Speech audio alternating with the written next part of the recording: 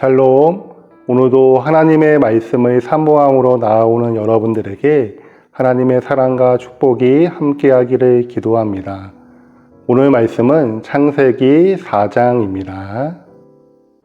아담이 그의 아내 하와와 동침하매 하와가 임신하여 가인을 낳고 내가 여호와로 말미암아 득남하였다. 그가 또 가인의 아우 아벨을 낳았는데 아벨은 양치는 자였고 가인은 농사하는 자였더라. 세월이 지난 후에 가인은 땅의 소산으로 제물을 삼아 여호와께 드렸고 아벨은 자기도 양의 첫 새끼와 그 기름으로 드렸더니 여호와께서 아벨과 그의 제물은 받으셨으나 가인과 그의 제물은 받지 아니하신지라. 가인이 몹시 분하여 안색이 변하니 여호와께서 가인에게 이르시되 네가 분하여 함은 어찌 됨이며 안색이 변함은 어찌 됨이냐. 네가 선을 행하면 어찌 낯을 들지 못하겠느냐. 선을 행하지 아니하면 죄가 문에 엎드려 있느니라. 죄가 너를 원하나 너는 죄를 다스릴지니라. 가인이 그의 아우 아벨에게 말하고 그들이 들에 있을 때 가인이 그의 아우 아벨을 쳐 죽이니라. 여호와께서 가인에게 이르시되 내 아우 아벨이 어딨느냐. 내가 알지 못하나이다. 내가 내 아우를 지키는 자니이까? 네가 무엇을 하였느냐. 내 아우의 핏소리가 땅에서부터 내게 호소하느니라. 땅이 그 입을 벌려 내 손에서부터 내 아우의 피를 받았은즉 내가 땅에서 저주를 받으리니 내가 밭을 갈아도 땅이 다시는 그 효력을 내게 주지 아니할 것이요 너는 땅에서 피하며 유리한 자가 되리라. 내 죄짐을 지기가 너무 무거우니이다. 주께서 오늘 이 지면에서 나를 쫓아내시온즉 내가 죄의 낯을 배웁지 못하리니 내가 땅에서 피하며 유리하는 자가 될지라. 무릇 나를 만나는 자마다 나를 죽이겠나이다. 그렇지 아니하다. 가인을 죽이는 자는 벌을 7배나 받으리라. 하시고 가인에게 표를 주사 그를 만나는 모든 사람에게서 죽임을 면하게 하시니라. 가인이 여호와 앞을 떠나서 에덴 동쪽 노 땅에 거주하더니 아내와 동침함에 그가 임신하여 에녹을 낳은지라. 가인이 성을 쌓고 그의 아들의 이름으로 성을 이름하여 에녹이라 하니라.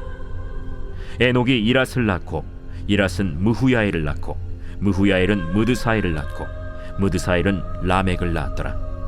라멕이 두 아내를 맞이하였으니 하나의 이름은 아다요 하나의 이름은 실라였더라. 아다는 야발을 낳았으니 그는 장막에 거주하며 가축을 치는 자의 조상이 되었고 그의 아우의 이름은 유발이니 그는 수금과 퉁소를 잡는 모든 자의 조상이 되었으며 실라는 두발가인을 낳았으니 그는 구리와 쇠로 여러 가지 기구를 만드는 자요 두발가인의 누이는 나아마였더라.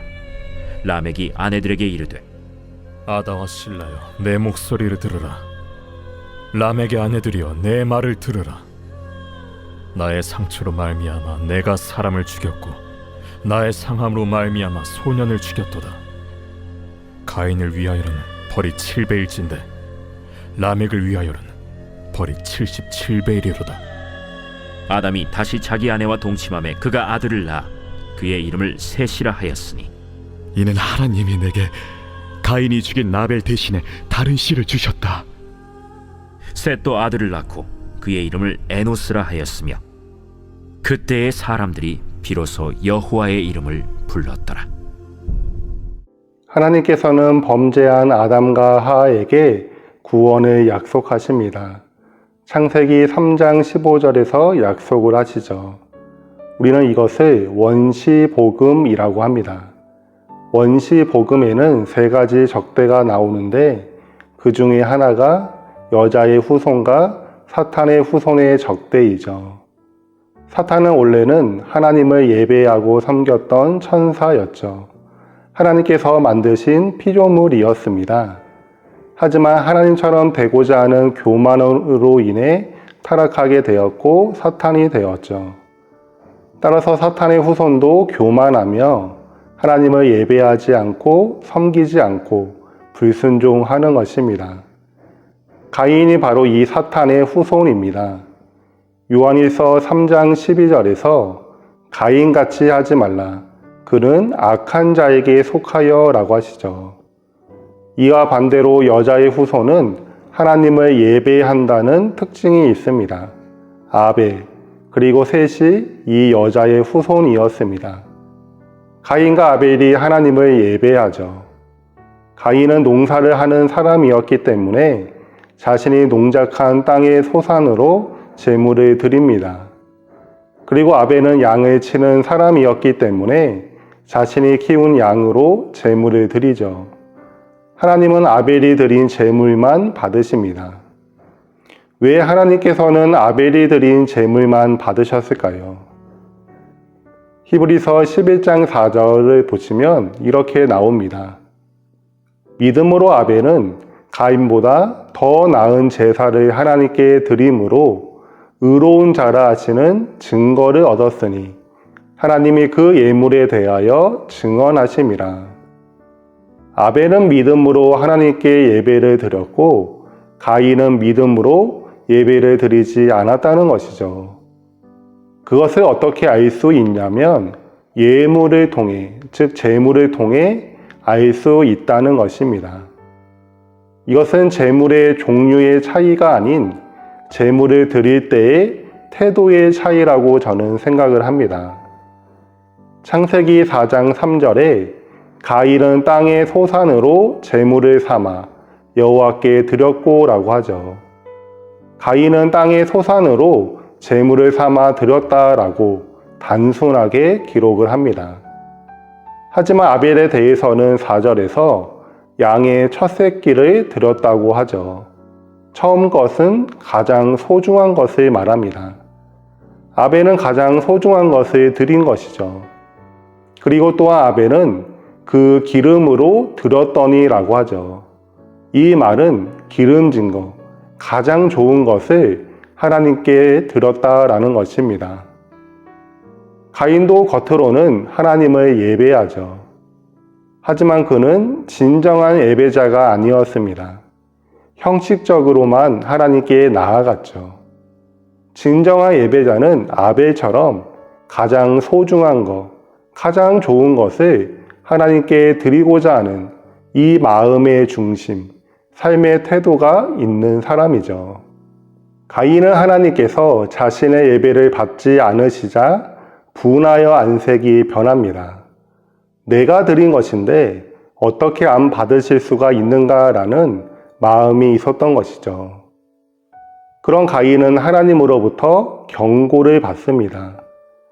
죄가 문에 엎드려 있으니 죄가 너를 충동해도 죄를 다스리라 라는 하나님의 말씀을 듣게 되죠. 하지만 그는 아벨을 죽이고 맙니다. 이에 대해 가인이 받은 벌이 12절에 나옵니다. 내가 밭을 갈아도 땅이 다시는 그 효력을 내게 주지 아니할 것이요 너는 땅에서 피하며 유리하는 자가 되리라. 두 가지 벌인데요. 하나는 농사를 지어도 소출이 적을 것이다 라는 벌입니다. 그리고 다른 하나는 한 곳에 거주하지 못하고 방랑하는 사람이 될 것이다 라는 벌이죠. 하지만 하나님께서는 은혜를 베푸시죠. 다른 사람들이 자신을 죽일 수도 있다라는 그 두려움을 가인이 하나님께 호소합니다. 그러자 하나님께서는 너를 죽이는 자는 7배나 벌을 받으리라 라고 하시면서 그 증거가 되는 표를 주십니다. 가인은 사탄의 후손으로 하나님을 바르게 예배하지 않았습니다. 뿐만 아니라 죄의 노예가 되어 살인죄를 지었죠. 그리고 이 가인의 불순종은 계속해서 이어집니다. 하나님은 가인에게 거주하지 못하고 방랑하는 사람이 되는 그런 벌을 내리시죠. 하지만 17절 중간에 보시면 가인은 성을 쌓습니다. 하나님께 반항하는 것이죠. 그리고 성을 쌓는다는 것은 스스로의 힘으로 안전을 확보하려고 하는 것입니다. 너를 죽이는 자는 7배나 벌을 받으리라 라고 말씀하신 하나님을 믿지 못한 것이죠. 교만한 가인을 볼 수가 있습니다. 이러한 점들은 시간이 지나면서 더욱 심화가 됩니다.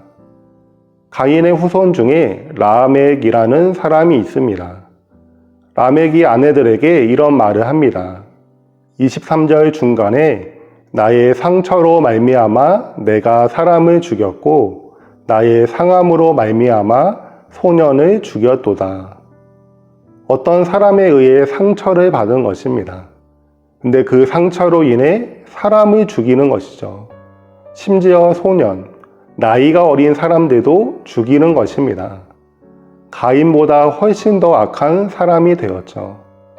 또 라멕은 24절에서 이렇게 말합니다. 가인을 위하여는 벌이 700일진데 라멕을 위하여는 벌이 7700일이로다. 가인을 위하여는 벌이 7배라고 하신 분은 하나님이시죠. 하나님이 그런 벌을 내리시는 것입니다. 그런데 자신을 죽이려고 하는 사람에게는 자신이 77배의 벌을 내리겠다라는 것이죠. 자신이 하나님보다 더 강하다라는 것을 말하고 있는 것입니다. 가인은 자신의 죄로 인해 하나님의 도우심을 구했죠. 하지만 라멕은 하나님의 도우심을 구하지도 않는 자신의 힘으로 자신을 보호할 수 있다고 믿는 훨씬 더 교만한 사람이었습니다. 여러분, 사탄의 후손의 특징은 무엇입니까? 예배를 드려도 온전히 예배를 드리지 않는다는 점이죠. 그리고 죄를 지으면서 살아가고 하나님의 도우심을 구하지도 않는, 그리고 자신의 힘을 믿는 교만한 사람이라는 것입니다. 하나님께서는 죽은 아벨을 대신해서 셋을 주십니다. 그리고 이름을 셋이라고 지은 그 의미가 25절 하반절에 나오죠.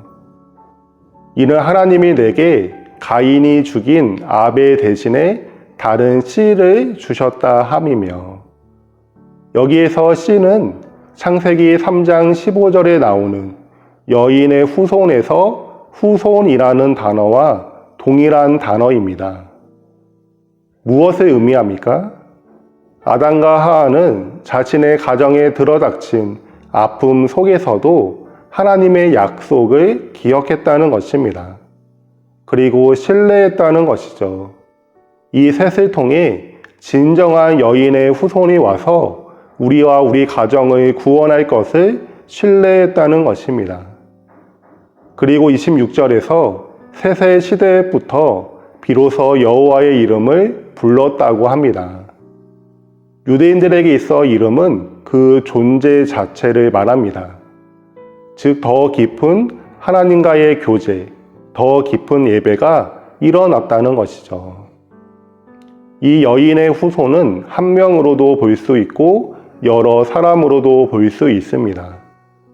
여인의 후손을 한 명으로 보면 예수님을 말합니다. 우리의 유일한 구원자가 되시는 예수님이 진정한 여인의 후손이죠. 그리고 여러 사람으로 보면 예수님을 믿음으로 하나님의 자녀가 된 우리들을 말하죠. 교회가 여인의 후손들입니다. 사랑하는 성도 여러분, 진정한 여인의 후손인 예수님을 믿는 우리들은 어떤 삶을 살아야 합니까? 바로 하나님을 예배하는 삶을 살아야 합니다. 형식적인 예배 생활이 아닌 우리의 가장 소중한 것, 가장 귀한 것을 드리고자 하는 마음이 있는 진정한 예배자가 되어야 하죠. 우리의 유일한 구원자이신 예수님의 은혜를 기억하시기를 바랍니다. 그리고 자신의 약속을 신실하게 지키신 하나님을 바라보시기를 바랍니다.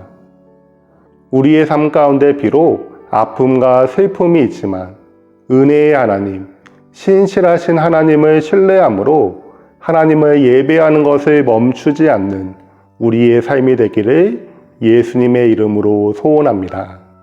아멘. 네, 기도하겠습니다. 하나님 아버지 감사드립니다. 진정한 여인의 후손이신 예수님을 통하여 우리를 구원하여 주시고 하나님의 사랑과 신실하심을 알게 하여 주시니 감사합니다. 우리가 예수님을 믿는 자로서 우리의 상황이 어떻든 간에 하나님을 예배하는 삶을 살아가기를 원합니다. 하나님의 구원을 기뻐하며 그래서 우리의 가장 귀한 것을, 소중한 것을 하나님께 드리는 참된 예배자의 삶이 될 수 있도록 인도하여 주옵소서. 감사하며 예수님의 이름으로 기도합니다. 아멘.